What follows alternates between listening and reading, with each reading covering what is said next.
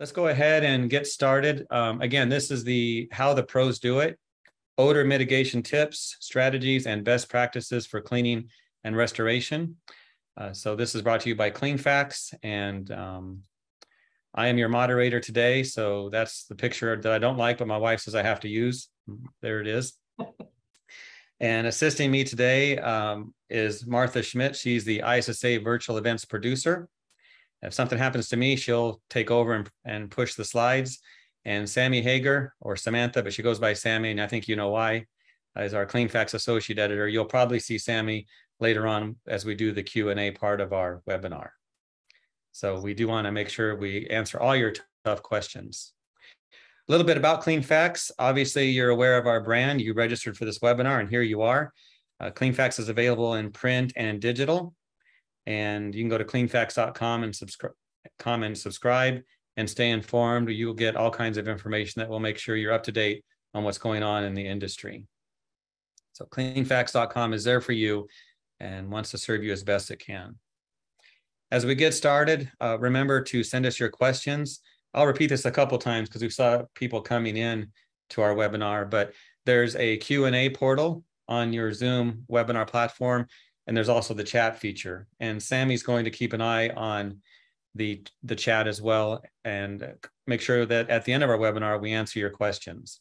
Don't worry about the muting. You're muted already. So make all the noise you want at your end, except Mark and Kara, you're not muted. So when this is all over with, you will receive in a few days an email with a link to the recording of this event. So if you have to pop out or if maybe you're late coming in, you will get a link to this entire presentation, good or bad. So keep that in mind as we go through our webinar today. So your questions, this is an odor control, odor mitigation webinar. So any question you want to ask, just put it in the chat or in the Q&A, and we'll try to get to those questions. We do this a couple of times. We call it a community discussion. So when you see this picture, and you'll see it twice, it's time for you to get involved and be part of the conversation. So we'll just ask you what you think about a couple of different points. So be sure to be at your computer with the chat box open, and both Kara and Mark will be watching that as well, and we'll comment on some of your chats as we go through this. And now we do have a word from our sponsor. Again, we have one sponsor for today. So this is the information we like to share with you. IOTG is the premier manufacturer of air purification and odor control equipment. When it comes to removing odors and cleaning the air, they have you covered. IOTG is known for producing top-of-the-line equipment for the restoration and cleaning industries. Titan hydroxyl generators are the #1 hydroxyl generator on the market, certified 100% safe for use in occupied areas. Titan hydroxyl generators have been tested to UL and CARB safety standards and are the only hydroxyl generator certified safe for use in occupied areas by the state of California. Total zone ozone generators are the #1 ozone generator on the market. They're designed to be durable, reliable, and powerful. Ozone generators get the job done fast. So if you have additional questions about our sponsor and what they offer, we encourage you to contact the manufacturer of these products. You can visit internationalozone.com or reach out directly to the Vice President, Jonathan McCubbin. And I have a feeling we'll probably get a couple of questions about ozones today, ozone generators, and we'll address those as those come in. So again, I'm your moderator. I'm the media director for Cleanfax Magazine. Mark Cornelius is the president of EMTA and an IICRC-approved instructor. He's also our world traveler, just got back from Australia. So welcome back, Mark.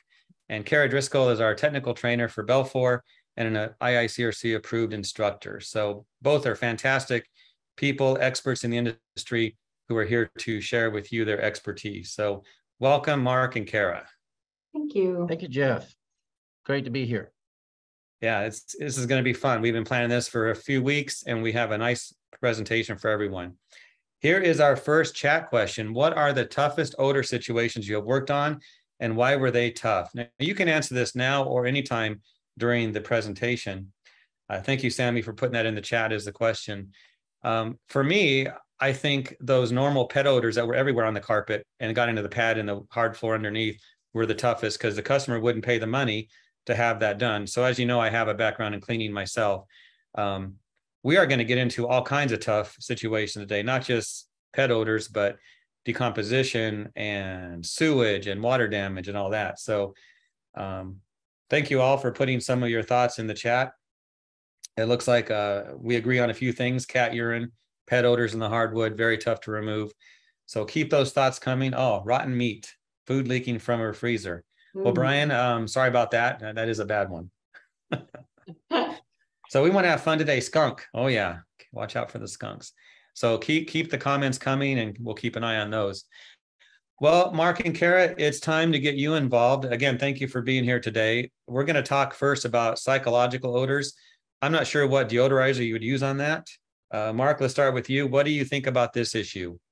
Well, the proper deodorizer for psychological odor obviously would be a psychiatrist, but you can't call the customer crazy. However, yes, Jeff, you're absolutely correct. And I know Kara has a lot of background in this as well. But if a person perceives that they think that they smell something, then in their head, they're convinced that they've got it. So there is no magic bullet. There is no chemical that exists that can change a person's opinion, especially if that comes from a person of authority. Like I noticed someone put in there a house fire, as one of the difficult odors. And if your mom or your grandma, had a fire back in the day, and they're like, oh, well, we had a smell and we never could get rid of it. Well, if mom says you can't get rid of the odor, then I, as a professional, can't get rid of it either. So yeah, the psychological odor is the one that you got to figure out how to convince them that you are the expert. Good stuff. And Kara, what do you have to add? Anything? Yeah, it is, right, the most challenging, and we always teach this in the fire and smoke class, and often in the trauma class with decomposition odors.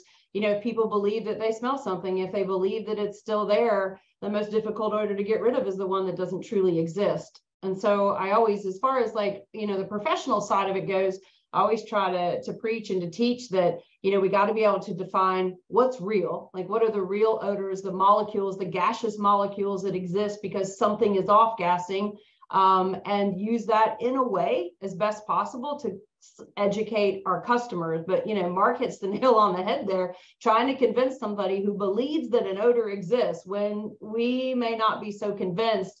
Very, very challenging. It may fall in the same category as that spot that they see that's not really there.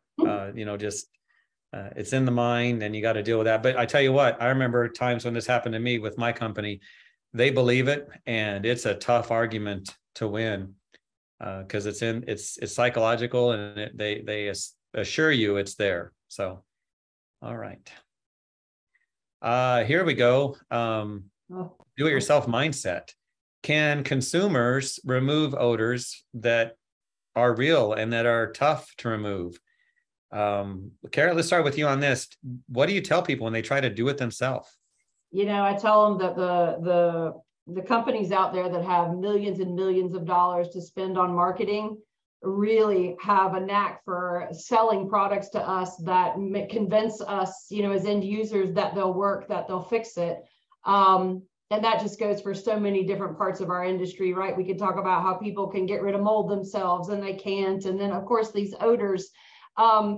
There might be a couple of products out there that might work on maybe, I'm trying to even think of an example, but the do-it-yourself is if you just don't understand, again, odor, source removal, cleaning the source, encapsulation, sealing, all of the steps that might be required, then the do-it-yourself is just as effective as me going out there and trying to rebuild an engine because I watched a YouTube video on it. Could I do it? Maybe, but it probably will never run. So that's kind of what I think about with the do-it-yourself mindset. There's so many great products on the shelves of every store I walk through. It makes it seem easy. You're right about that. Yeah. Mark, what do you think? So, Jeff, the biggest thing here in kind of going in Kara's response is that the product is fine, but here's 3 words that people don't follow. Use as directed. So I have found in my years of being an instructor is that people, well, even before that, they don't read. So I'm going to use a prime example of it. COVID, Lysol, very first product out with the EPA registration to kill SARS-CoV-2. Right on the TV screen, it says use as directed. Well, I pulled up the owner's manual for the product, and it took 20 minutes to read it. People don't read. So if you're not reading the bottle, you're going to get poor results. And then they blame the product. So do most professionals. They don't read either. And then they wonder why that stupid salesperson at that stupid distributorship sold them crap. So yeah, they could do it if they spent time to learn how to do it, but then they want us to come to do it when they screw it up. So to do it yourself, it's kind of like the car thing. Kara, I was going to use the same exact example. Yeah, anybody can change an engine in a car, but it's probably not going to run. Right. So, but yeah, the products is not usually the problem. It's how the products get used. Yeah. Following directions should happen, but yeah, it's not a reality. I know I'm guilty of that myself. Instructions that come in a box on how to assemble something are the last thing I look at. So maybe that's the issue globally. So thank you both for that. Let's get into the technical part of this a little bit more. Locating the source. You know, we think we know where the smell's coming from, but can you share some tips on finding exactly where you need to do the work, concentrate your efforts? And Mark, let's start with you on this one. Jeff, I'm going to have to be honest with you. I was reading one of the questions in the chat box, and I missed the first part of your question to me. I got the in how to find them, but what was the first thing you said? I'm sorry. I was just talking about how we think we know where the odor's coming from. We're pretty confident in that corner, but how important is this topic to you? Locating the source, and what tips can you share? Well, it depends upon the odor, Jeff. If we're talking about like one person I had in the chat box finding a small animal that has passed away inside of a wall cavity, that one is not very easy. And I noticed that everybody, once again, as we were talking about before the show started, is blaming cats. Cats are not. I'm noticing that. And I have 2 cats. Yeah. Well, why are we always picking on the poor cats? But anyway, but also like with animal urine, and whether it's male, female, older or not, cat versus dog, they all have, they're like criminals. They all have their MOs. So when it depends upon the odor I'm looking for. If it's a pet urine problem, one of the things I want to know, is it a dog or is it a cat? Is it male? Is it female? What's the age? Because if it's a male animal, they're going to be around usually perimeters, whereas if it's a cat, cats are solitary. They like to hide underneath things. So if it's a decomp odor, well, that's usually fairly localized. You know where the scene of the crime is, without a better way to put it. But if it's that miscellaneous odor, then the whole house or the whole building is your hunting ground. So that can be very challenging. So knowing what the complaint is, knowing where to go, your initial inspection is very helpful, because as Kara said, eliminating the source is the number one thing for getting rid of odor. And if it's just I don't know, but the house smells bad, that can be a tough one to find. And by eliminating the source, you don't mean getting rid of the cat, because we're picking on them too much. Well, a good taxidermist is pretty good for guaranteeing the odor won't come back, whether it's a cat or a dog. But I did get kicked out of a house once for recommending a taxidermist. Yeah, I sense there's a lot of cat lovers on our webinar today, but we'll just let it go with that. Right. Kara, and these comments are great in the chat, and I can see why you were distracted, Mark. Reading those, there's some good stuff there. They're great. Kara, what do you have to add here? Go ahead. Just the locating the source. When you take the OCT certification class, or even in fire and smoke, we're gonna talk a lot about odor. And the number one principle in odor remediation is you must remove the source. In some instances, what does that mean? Can you cut out the structural materials that hold a building together? No, but you do have to locate the source. And for example, in fire, you have a building that gets heated up, and materials go through thermal expansion and thermal contraction, and then you have porous materials and semi-porous materials. Like, those are the specific types of materials and issues that have to be addressed when we're talking about locating the source.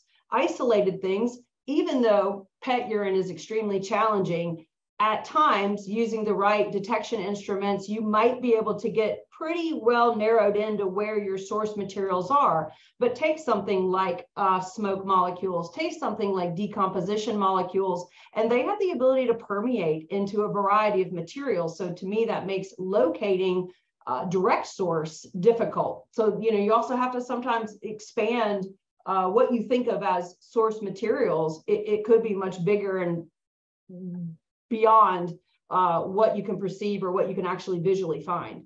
Absolutely.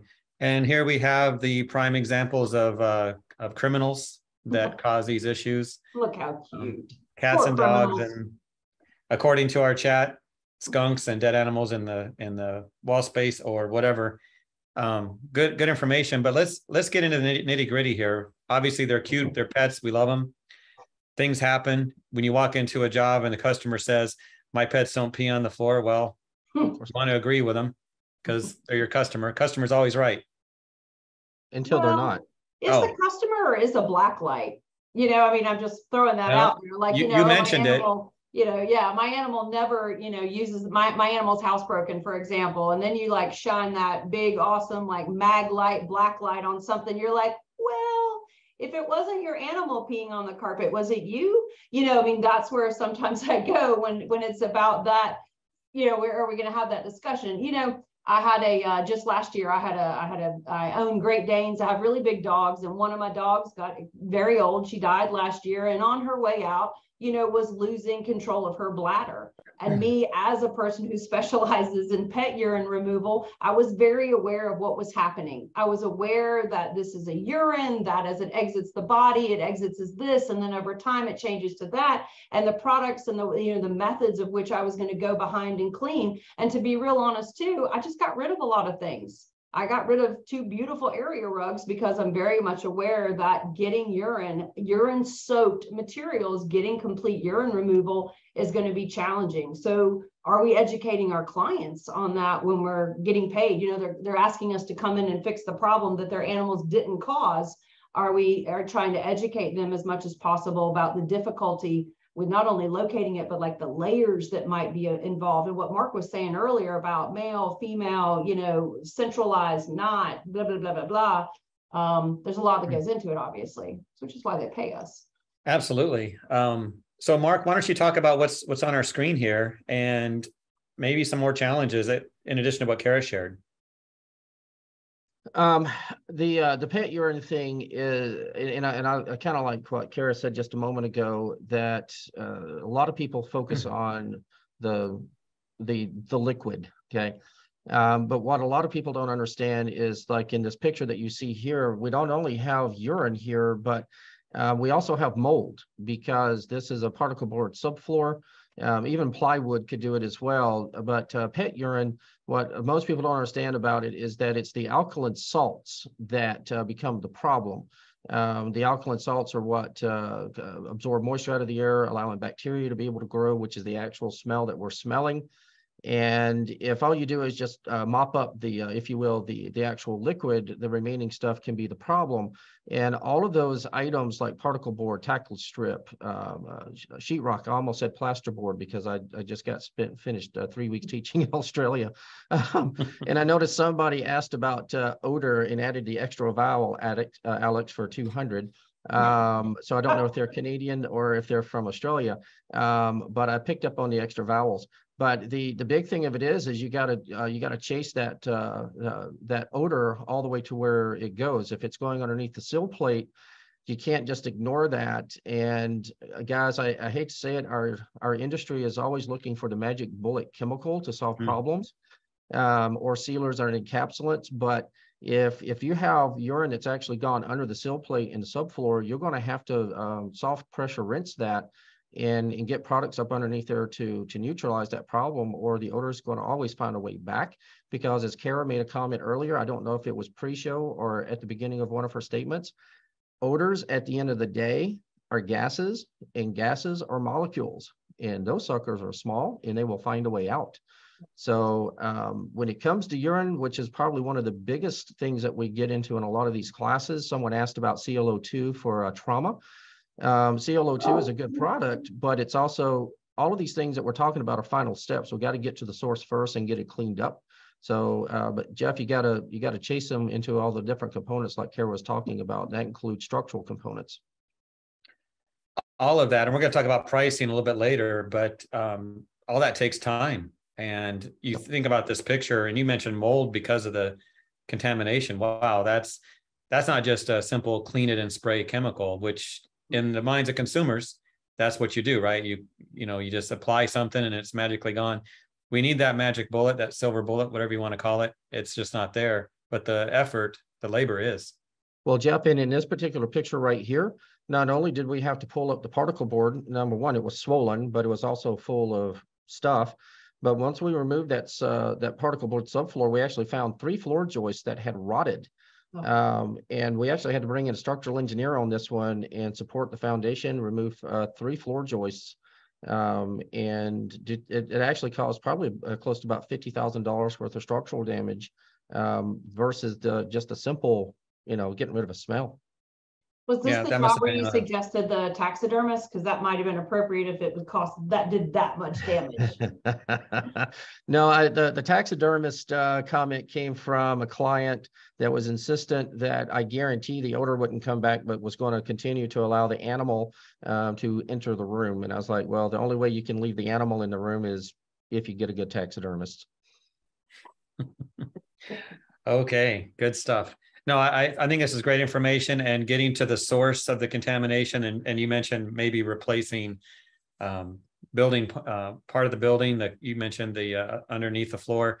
You just have to do what you got to do. And maybe the cost is going to keep people from doing it, and they'll live with the odor, which is sad because that can't be healthy either. No. Yeah.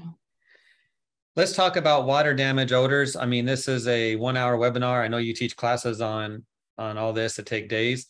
But what are some common issues when someone does a simple water damage restoration with the odors that linger? Let's talk about that. And Kara, do you want to start us off? Yeah, the most basic odors you'll notice, particularly on, just take a category 1, maybe a category 2 water loss, is going to be as soon as you add water, you've already got bacterial spores present in almost every material. So as soon as you add water to, say, carpet or pad or flooring, those bacteria are going to begin growing, and they'll begin feeding, they'll begin off-gassing. Often tell technicians when you go to, disengage carpet and pull it back to expose and remove pad, you may kind of get that sort of, it's almost like a sour or a bitter smell. It's that pungent kind of, what's that smell? And I'm like, well, there's bacteria.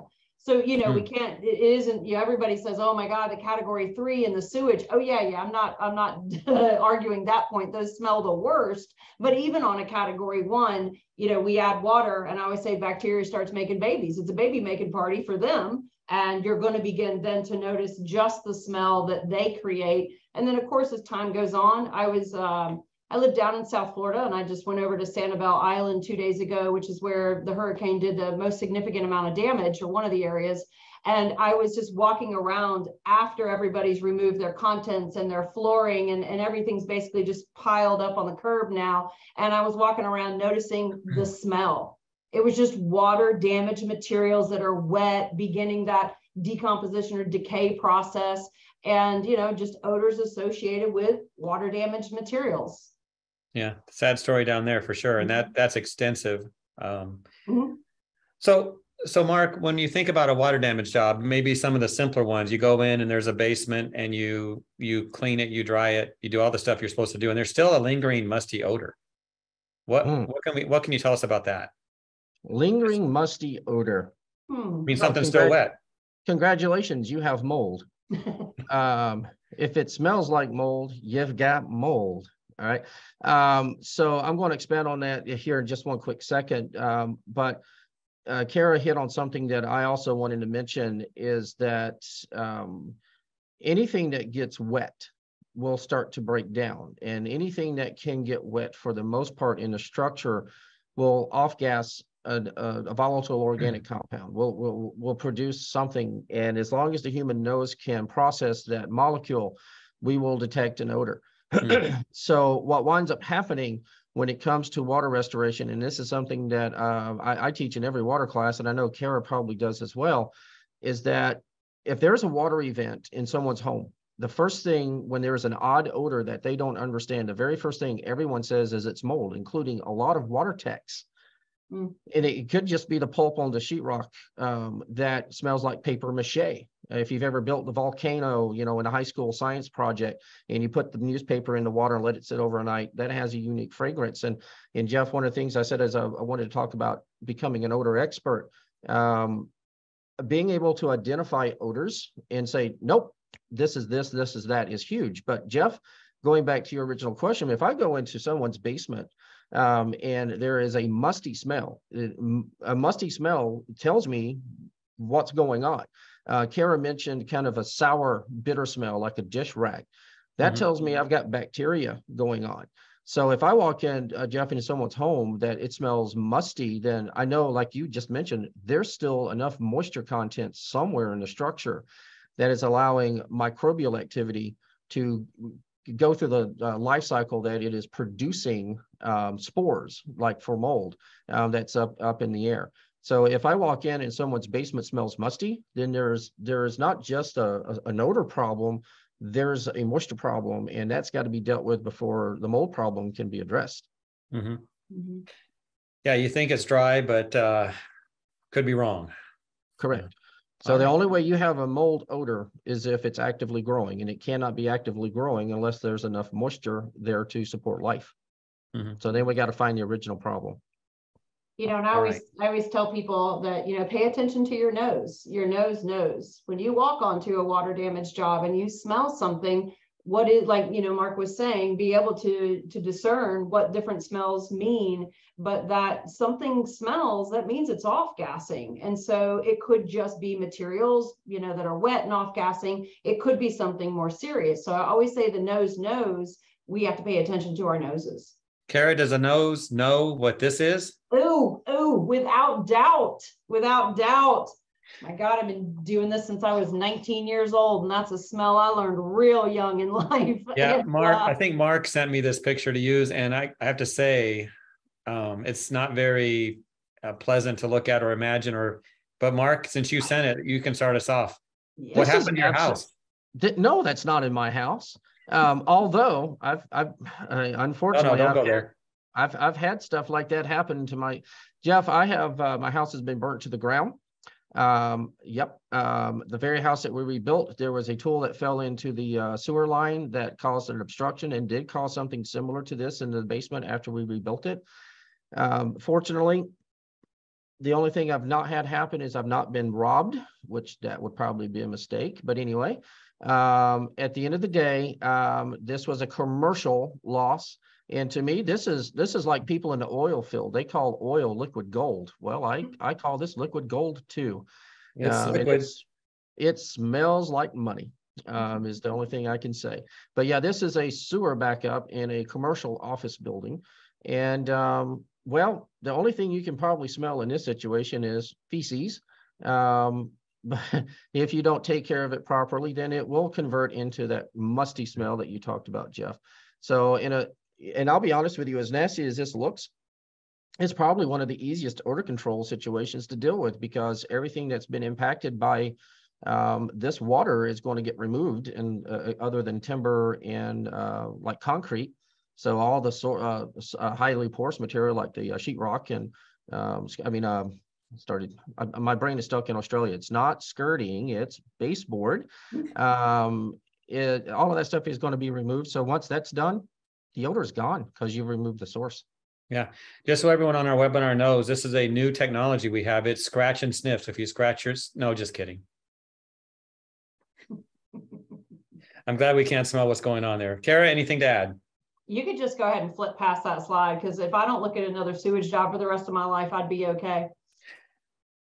Yeah, I get that. And you know, this Mark mentioned this could be an easy one to clean up, but sewage doesn't always happen in easy to clean up situations. I mean, we think of it running down through floors, getting inside of cavities, wall cavities and all that, nasty. So, all right.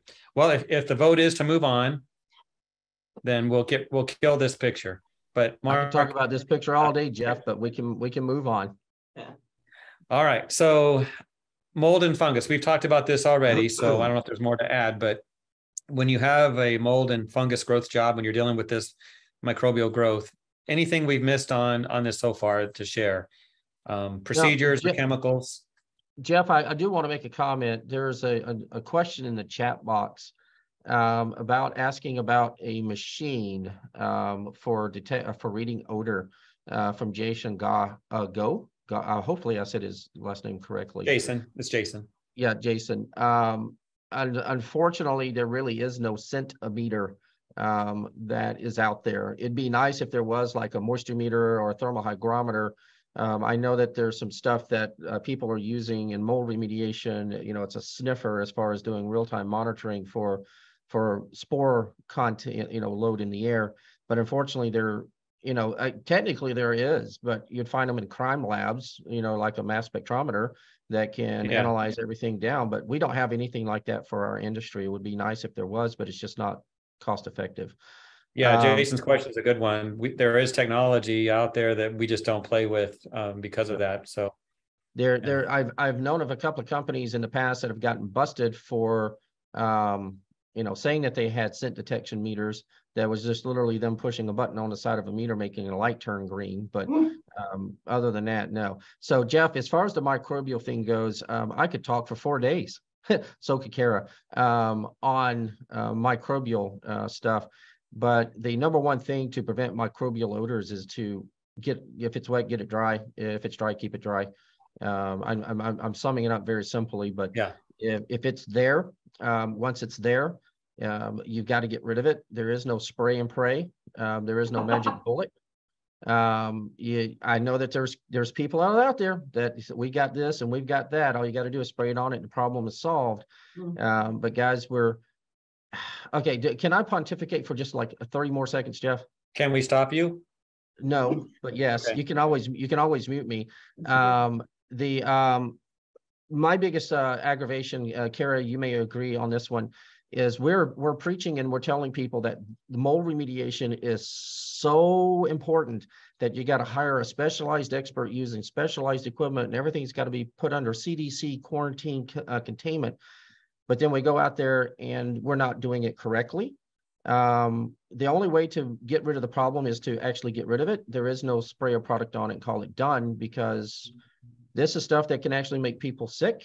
But I'm yelling at the church audience here, guys. Wear your PPE when you're cleaning up microbial jobs, because if we're telling the customer they got to get out because it's hazardous to them, it's just as hazardous to you.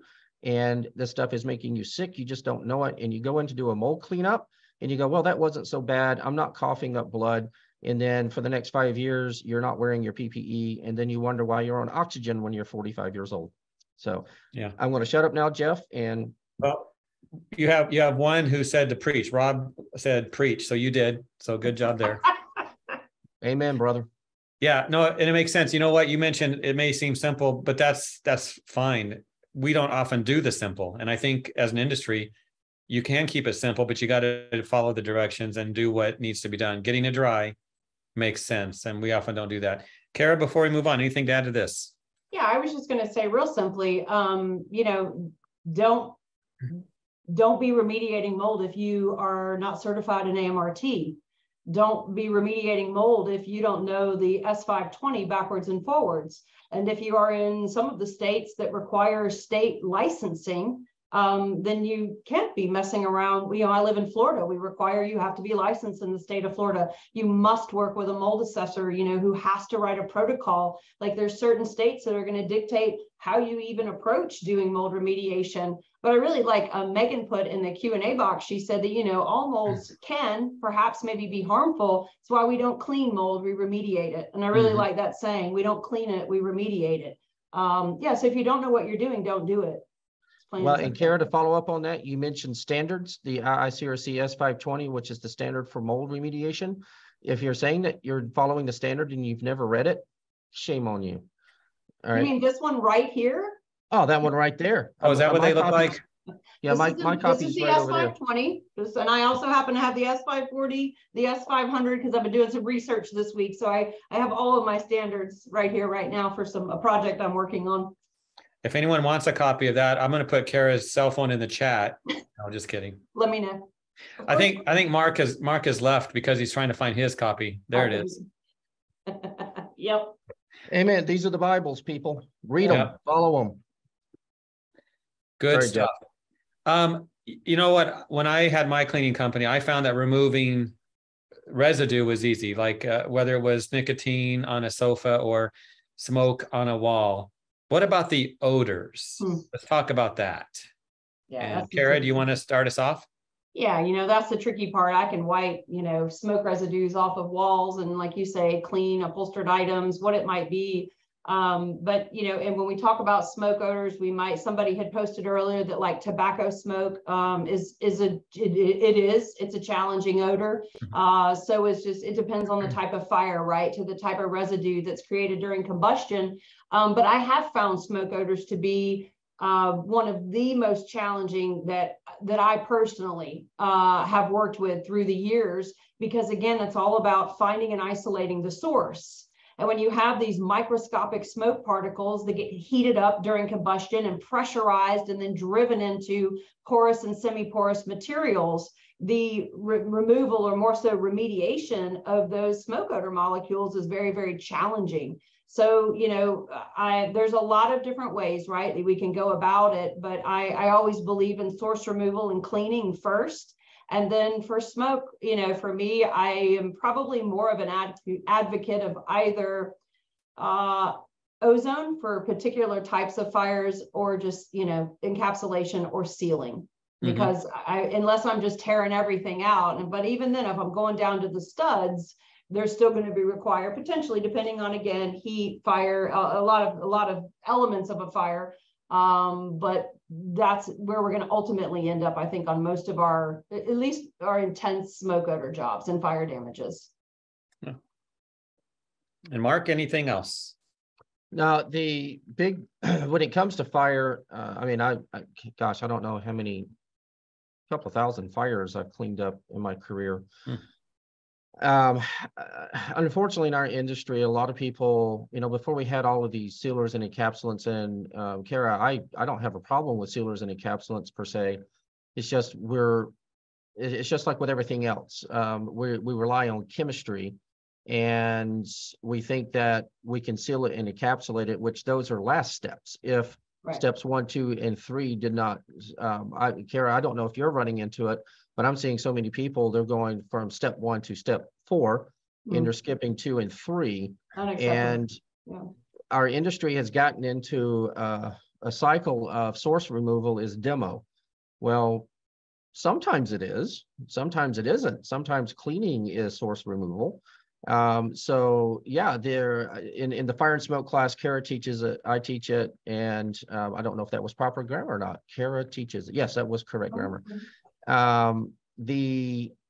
You become a detective, all right? In a lot of ways, and all of the stuff that we do, we're like CSI, crime scene investigators. We have to understand magnetism versus hot to cold, high pressure to low pressure, all of these kind of things, and understanding the, I personally, as a former volunteer firefighter, I subscribe to the opinion that fire is a living, breathing entity. It's born, it grows, it consumes, and it dies. You got to understand the psyche behind fire and where it goes. Now, a lot of people will say, well, that's justification for demoing all of the sheetrock in the entire house. No, it's not. But yeah, you gotta cleaning is steps. You got to get the nasty stuff off the surface first to be able to get to the next stuff. And then someone asked about ClO2, chlorine dioxide. Those are all final things. I'm a huge fan of ozone, although some people are scared of ozone. I've got a friend up in Canada that they accidentally killed 2 puppies because everybody forgot about them, and it was a 4-day holiday, and they set off ozone generators. Hydroxyl is another thing, and I know I'm kind of getting into another slide already ahead of time, but most people, Jeff, just don't know how to use the equipment that they have that they're charging for. The only thing they want to know is how much can I charge per day for this piece of equipment versus understanding the science and how the stuff works. So, but yeah, smoke odor can be tough because now you're chasing molecules without a better way of putting it. So yeah, but if you understand your steps of the 4 principal steps of cleaning and odor control, we're still going to get the problem. We're going to get to the suspects and we're going to catch them. So I would say in all of the jobs that I've done, I've probably only had 6 times that we've ever had a real odor issue that we did not solve before we walked out the door. Okay. Good information. We need to move on. We want to have our Q&A, so let's move into the next category, decomposition. A sad story usually involved with this. So Mark, do you want to start us off and maybe just share a couple of big picture things to know about when you're going to a job like this? Well, once again, the psychological thing is completely different on this, because now you're dealing with someone who's having a traumatic day. They're having a bad day. But guys, really, this is no different than any other. This is no different than pet urine. This you're still having to investigate where it went. You're having to logically decide, all right, gravity always pulls things down. You figure out the spread of things, but guys, this is specialty cleaning here because of of what you're cleaning. I tell them in my class all the time, it's just dirt. Okay, well, hold on before you go. Well, Mark just said it was just dirt. It's high risk dirt. There's all kinds of crap in this dirt that can hurt you. But it's no different than any other soil. It's no different than any other odor when it comes to the principles of odor control. If you got a particle board subfloor, just like with the pet urine, and it penetrates into it, well, you've got to remove that surface.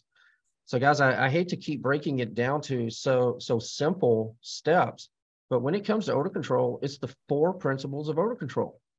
Remove the source, clean the source area, recreate conditions, seal if those other steps don't work. Don't look at the last chat comment. Oh. Don't look at it, Mark. Hey, Megan, you're funny. I'm done. So Kara, you're up. I'll read the chat box now. Yeah, I mean, as I said, that smoke odor is one of the more challenging ones, at least in my experience, and decomposition. Those are the 2 that I would find the most challenging. And let's not forget what we first started talking about here in the beginning was psychological odors. A lot of times with the fire damage, you have psychologicals associated with it, as well as on these decomposition scenes. If any of us had lost, say, a loved one who died alone, there would be a psychological, perhaps, some type of psyche related to that odor. So, put that aside, and just the fact that decomposition is, it's just the breakdown of proteins. It's the breakdown of bodies, whether they be animal or human. And so it can involve an awful lot of cleanup, but we're still, in my opinion, it's all about those gaseous molecules that are, and all decomposition is really, not all of it is, but what you're smelling there is bacterial gases, the bacteria that are feeding and breaking down what's left of the body, and those gases being released, and those gases penetrate and permeate into really anything that they can, porous and semi-porous materials and surfaces. So decomposition is just as challenging to me as smoke odor can be, because these gas molecules, where did they go? And our job is to be the detective, right? I love, how Mark, uses those analogies, but to go then find all of the materials. And decomposition, the longer somebody or something broke down, the more time these gas molecules had to be created, as well as to penetrate into materials. Somebody's dead a day or 2 is a whole lot different than somebody who's dead, who's there for a month or 2. And so there's a lot that goes into cleaning up these scenes. And I'm not trying to, preach here, but just like I said, if you don't do mold, if you're not certified in AMRT, do not get into decomposition scenes unless you've taken the TCST, the Trauma and Crime Scene Certification course, because there is a lot to know about what you could find and what you will be doing on these jobs. Jeff, I want to make one more quick comment, and Kara's going to laugh when I make this comment here. When you're dealing with decomp and someone has liquefied and they've been sitting there for weeks or months on that area, the degree of penetration is going to be so much more intense than even on a fire situation. Heat is also a critical step if you got a delayed discovery. And Kara's dad, Dick Driscoll, I called him years ago, probably almost 25 years ago, Kara, on a decomp that was kicking my butt. Never had lost to an odor control job. This one was kicking my butt. And he said, get it hot. And the heat did two things. It opened up the pores of the material that I was having trouble getting this, and it also allowed the molecules that were trapped in that material to also escape. And then the heat helped with the decomposition. So guys, if you're having a problem on a decomp job and you can get that material hot, it's going to help you a lot. The things we learn from the experts, and we can always learn something every day. I would say no to that, Chair, but let's just talk about quickly when you should say no or how to say no. Gosh, Jeff, you're such a quitter. He knows Mark, when to say no. You take that one, Mark. When to quit, when to say no. Guys, if you're having to ask well, I mean, I have to kind of take that back. There are numerous times in my career that I step back and ask myself how to do something. But if you don't have an answer for yourself relatively quick, it's time to say no, or bring in someone from the outside to give you advice. I'm not a fan of the word no. I usually say, that's, I don't have an answer, but I'll get you one. But guys, if you don't have an answer for it, today is not the day to learn. When I teach in the fire and smoke class, I tell them, hey, if you've never cleaned a Haitian cotton sofa before, if you don't know what a Haitian cotton sofa is, today is not the day to learn. So if you've never touched something like that before, or you've never been involved with it, today is the time to say no. Yeah. Good. I'll find an answer. Yeah. We've talked about this already, about becoming a true odor removal expert, but any final comments on that? We've talked about locating, identifying, removing. Any further points? I do, Jeff. And the reason I asked for this to be in here is, how does one become an odor expert? Well, you got to train your nose. How do you train your nose? There's an easy way versus it taking you years of going on to jobs and sniffing things. Go to Lowe's, go to Home Depot, go to whatever, Menards or wherever. For all of my Australian people that I know I've got a few watching today, go to really Bunnings, and go get yourself some pieces of building material, whether it be spruce, pine, birch, plywood, plasterboard, sheetrock, carpet pad. Cut them into small pieces and put them in a Ziploc bag. Put them in water, let them get wet, stick them in the sunlight, because odors are more prevalent when temperatures are elevated and humidity is high. Let them sit there for about 24 hours and let them cook. And then take that Ziploc bag and open it up and smell it. Learn sheetrock in one day is not going to grow mold. So I'm not telling you to do something that's going to hurt you, but you'll smell what the paper mache smells like. You'll smell what wet plywood smells like. You'll learn what wet birch smells like. Once you get, because guys, I've made a lot of money off of this nose. And when I walk into a room, I know what sewer gas smells like instantly. I know what wet sheetrock smells like. So I'm telling you if the only way you're going to learn what an odor smells like or what wet materials smell like is to, train your nose. So become the expert. If you can walk in the room and go, nope, that's probably not microbial. That's probably wet sheetrock. Give me a day and it'll be gone. Then you become an odor expert. A true consultant. Very good. Carol, let's have you comment on this if you'd like. How to describe and validate odor removal processes to clients. In other words, justifying the cost, right? The time and the cost. Any tips there?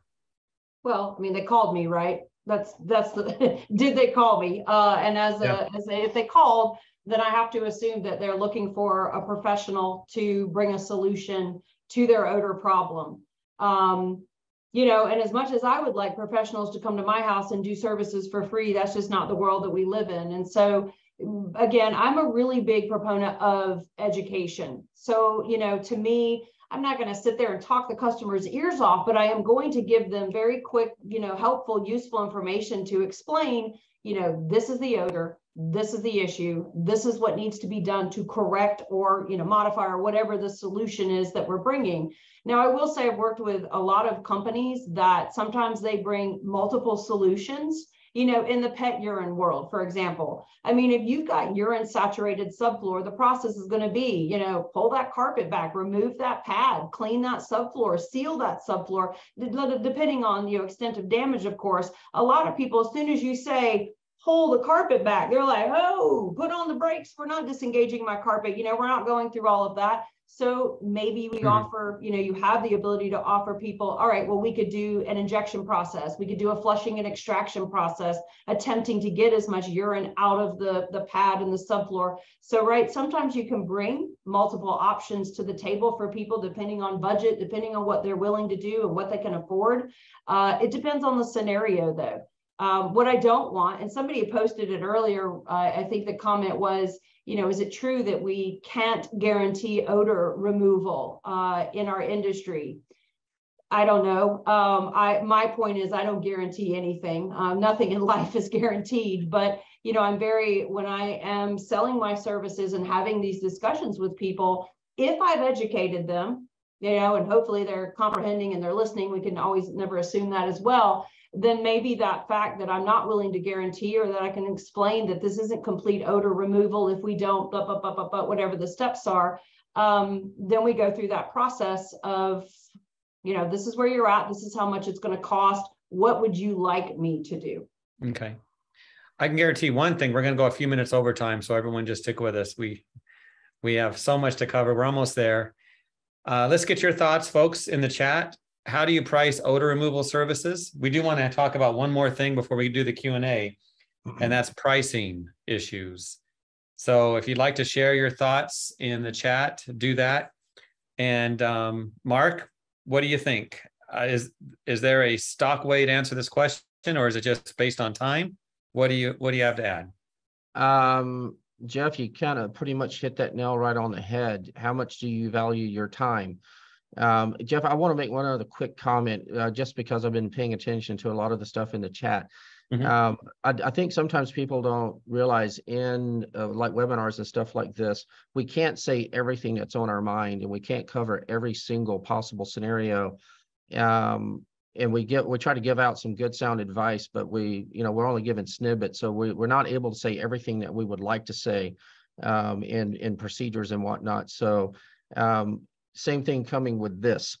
When it comes to pricing, everybody is different, but depending upon the project, if I'm going to be at your house all day, then I expect to get paid a full day's worth of money. So are you a $50 an hour person? Are you a $100 an hour person? And I don't like this comment, because people think that mom and pop means that you're small.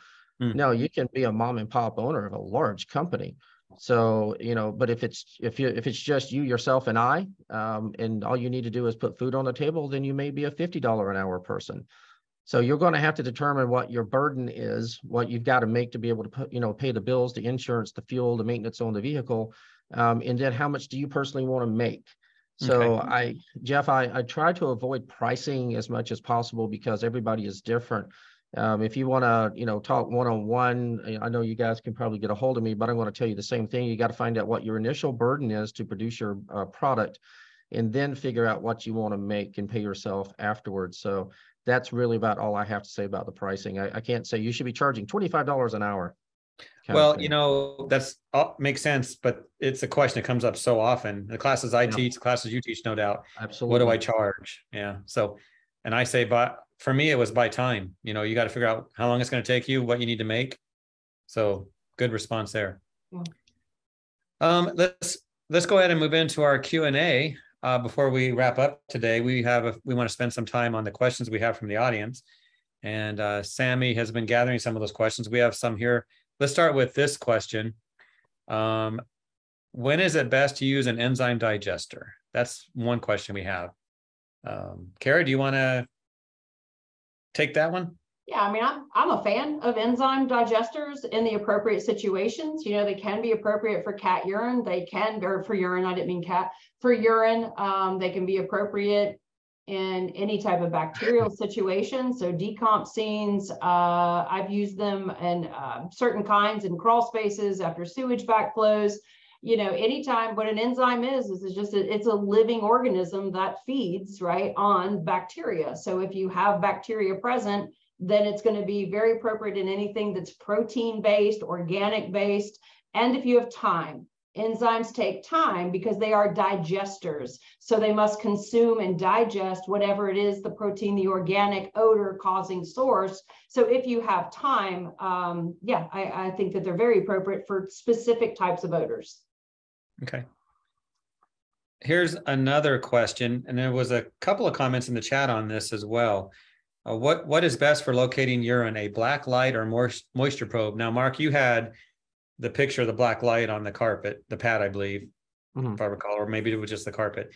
Thoughts there? Is a moisture probe a way to go? The answer is yes to both. Okay. They're both crucial tools. Every tool has ups and downs, pluses and minuses. They have limitations. There are plenty of things that will glow with a black light that aren't urine. And there are times that the urine can still have a bacterial smell, but be desiccated to the point that the moisture sensor is not going to go beep, beep, beep. So I use them in conjunction with each other. I'll hit it with the black light. If it glows, I'll stab it with the moisture sensor. And if it goes beep, beep, beep, then I'm pretty damn confident that it's mold. I mean, not mold, sorry, mold's on the brain, urine.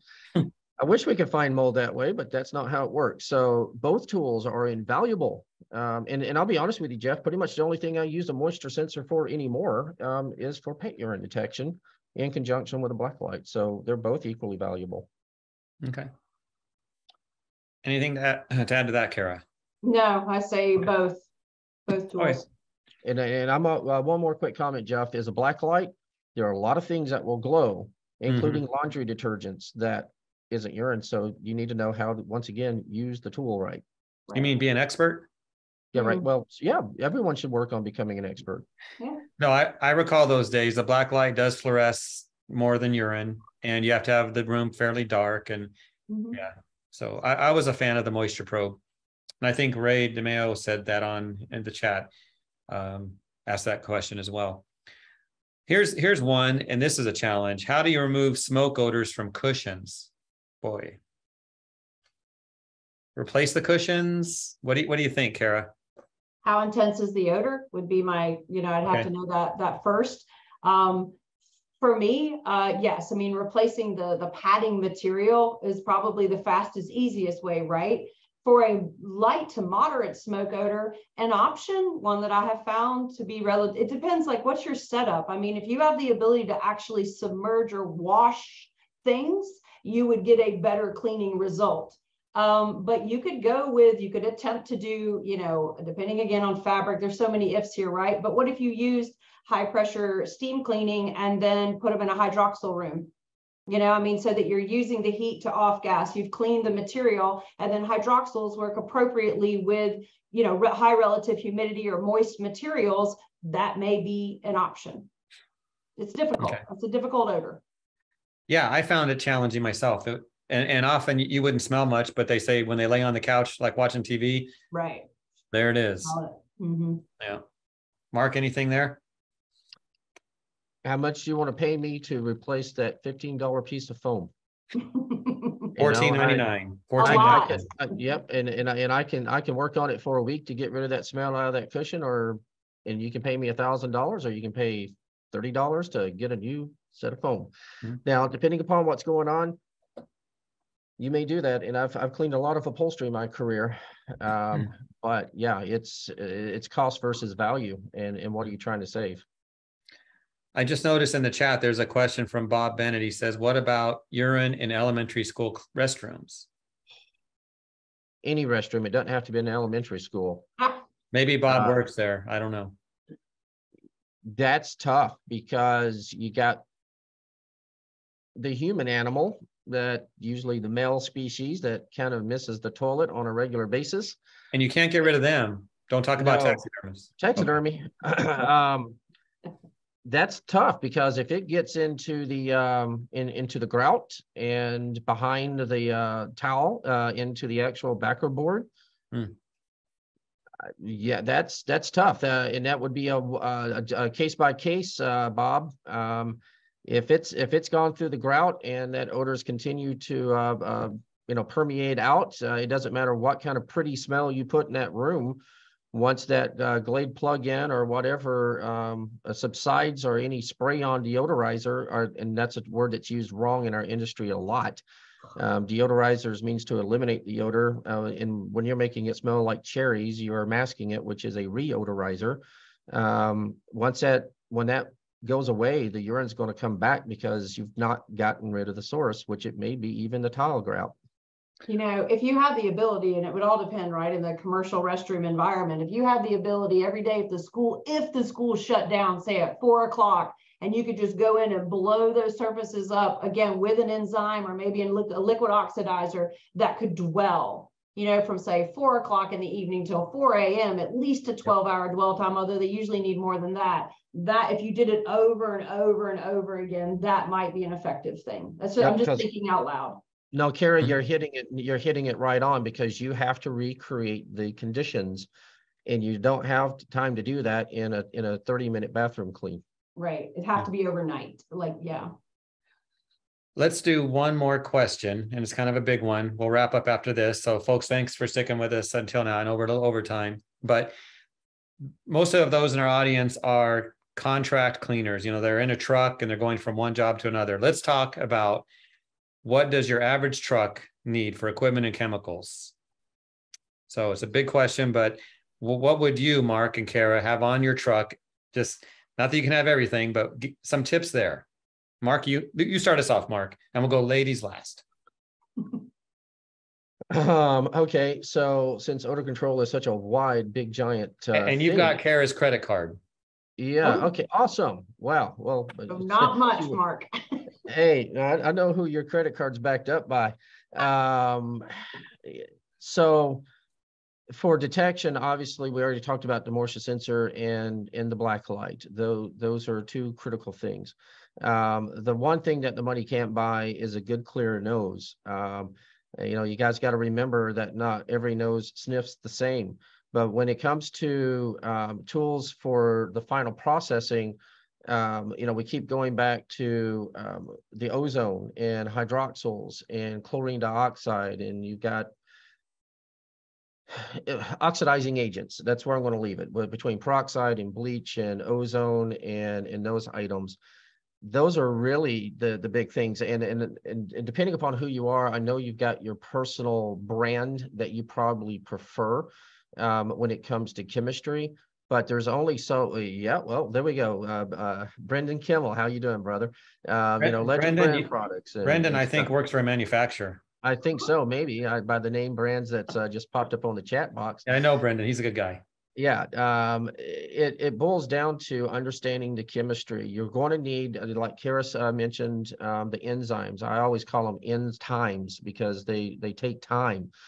Understanding those products and what they're designed for. So when those are really the primary things. The demo is the demo. I mean, whether you prefer East Wing hammer versus you know, a Bosch hammer, when you're taking out the materials, that's one thing.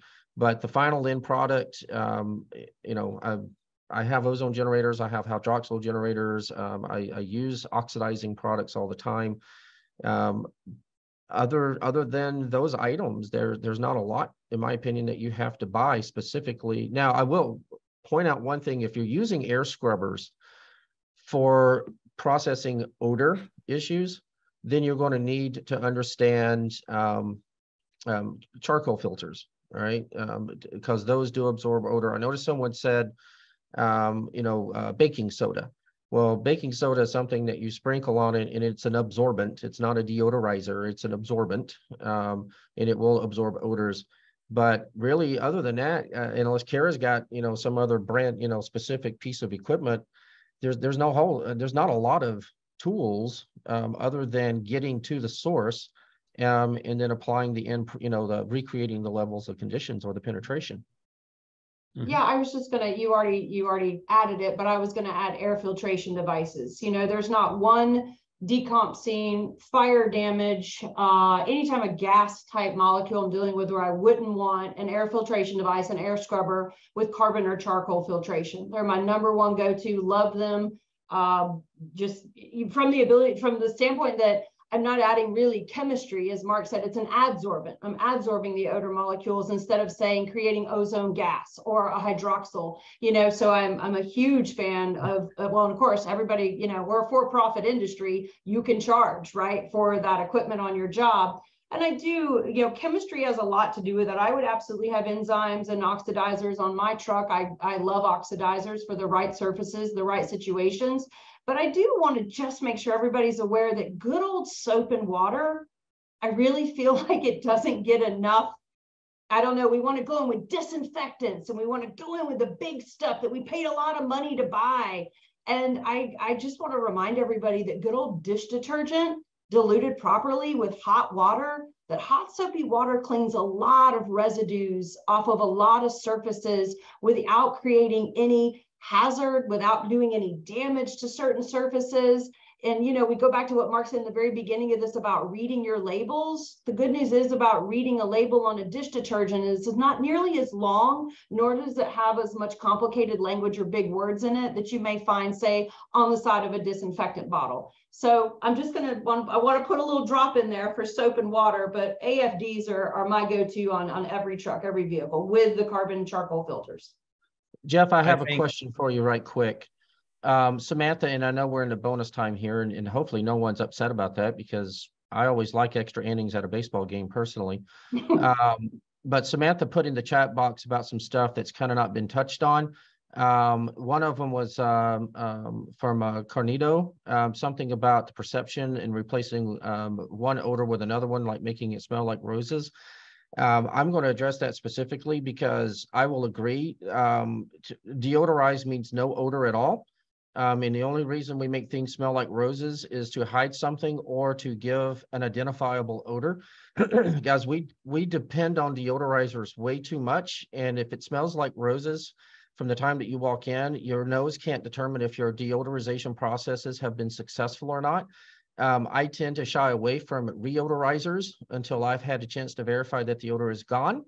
And then so the way the customer doesn't, one of the things I learned, and I can't remember who taught my odor control class like 30 years ago, but it's a true thing. In the absence of an identifiable odor or no odor at all, people will interject a psychological odor. So the only reason I ever want to make it smell like roses is because I can walk in and go, oh, it smells like roses. I like that. Mm-hmm. And then the last thing I want to comment on, Jeff, and I'll stop talking, is Julie Tixay asked about disinfectants for odor control. Disinfectants are disinfectants. They're not deodorizers. They're not reodorizers. So I guess technically, if it kills something, it can't produce an odor anymore. But guys, disinfectants are for at the end, if there's a need to use the disinfectant. So if I'm trying to get rid of an odor, I don't need a disinfectant for that. I need cleaning. Soap and water, like Kara, just brought up, is a great thing. But at the end of the day, disinfectants are for making sure that I can do, prep food on the table or something like that. A disinfectant, it might, just because it smells pretty, if you're using a disinfectant as a deodorizer, then it's being used wrong. Right. So very good questions. Thank you, Jeff. Yeah, no, good stuff. I was going to say ladies go last, but you took over. But I'm Kara, sorry. I read them and I no, it's good stuff. I feel bad because there were a lot of extra questions, and I'm, thank you everybody for posting questions. Yeah. And in a 1-hour webinar, it's obviously difficult to tackle all of them, but I love the enthusiasm and the interest. That I guess on a note of closure, find the source, eliminate the source, clean the source materials. It's all about following the proper steps. If there was a simple magic pill, as Mark said earlier, it's kind of like weight loss. I promise you, I already would have found it and I'd already be taking it. But as far as I know, it doesn't exist. Too funny. So thank you, Kara and Mark. Both of you are trainers in the industry. If people want to find you, they can. LinkedIn, absolutely. I'm sure you're there to help. So if some have burning questions they want to reach out, I'll leave that between them and you. But thank you so much for your time today. I know we were just at an IICRC symposium where we came up with this whole webinar. And thank you for your support and all that you do for the industry. And thank our sponsor as well, IOTG. We appreciate that. And everyone that was here, have a good day. Thanks, Thanks, everybody. guys.